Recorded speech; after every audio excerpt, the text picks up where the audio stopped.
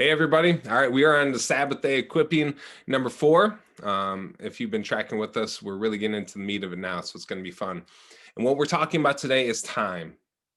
Lewis Mumford, back in the 1930s, wrote that the greatest vehicle of the Industrial Revolution was not the steam engine, but the clock. And that's still how we treat time today, right? In American society, it's a commodity. We set the beginning of our workday and the end. We don't need the sunrise and sunset. We determine when things begin and end. We mark time, we control time. We're desperate to hang on to it, and we exchange it for goods. And so the Sabbath is actually an opportunity to confront that paradigm. At a conceptual level, if you think about the creation account in Genesis, a lot happens in 6 days. And it's amazing, one thing after another, day after day of just bursting creation. And then all of a sudden it stops. It's really as though, the seventh day, the day when God rested from his work of creation, when he sat and gazed at it, that was a time, that was for a period of time. And yet it's almost as though time came to a stop. Activity ceased. What's the greatest obstacle that you hear or you feel as it relates to keeping the Sabbath? I don't have enough time. I'm going to take a whole day. I don't have enough time as it is. There's not enough hours in the day, as we say. So the Sabbath causes us to confront that paradigm, that there are the number of hours in the day that there are. We don't have a say in that. In fact, God is showing us the discipline of allowing time to stop so we can look back at what he has done and what we have done. We can also look forward. It's really this bridge moment in history.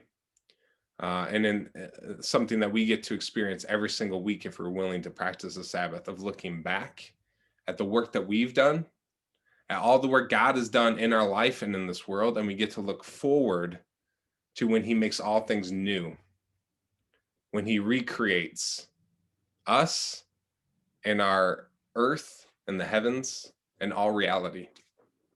So it's this incredible moment at a conceptual level, just to think about our paradigm of time and how God confronts that. Practically, the way that we can approach that is, I just want to give you one word, and that word is intentionality.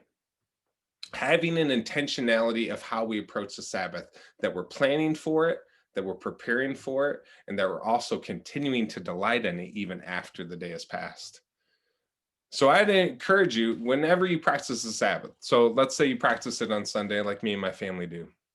So I'd encourage you, in terms of the practical application of how we can have our time oriented around this moment where all time seems to almost come to a stop on the Sabbath day. The way that you can practically apply that is Monday, Tuesday, and Wednesday, look back. Look back at what you did, look back at what you experienced, what your senses took in on the Sabbath. Look back at the ways that you delighted. Look back at the ways that you gave it your all, even if it went really poorly. So Monday, Tuesday, Wednesday is the day to look back at the Sabbath. Thursday, Friday, and Saturday are the days to look forward to the next one and begin laying plans. So planning a meal, planning maybe a social media fast, like Samantha Clay talked about a couple weeks ago. I don't know why I called her Samantha. Sam Clay talked about a couple weeks ago. So Thursday, Friday, and Saturday are those opportunities to look forward, to anticipate, to prepare, to be intentional. And Monday, Tuesday, Wednesdays are those days to look back, to continue to delight, to be intentional. So Sabbath is this incredible opportunity to confront our paradigm of time, how we approach it, and to look at how God himself had time stand still for a moment, to look back and to also look forward.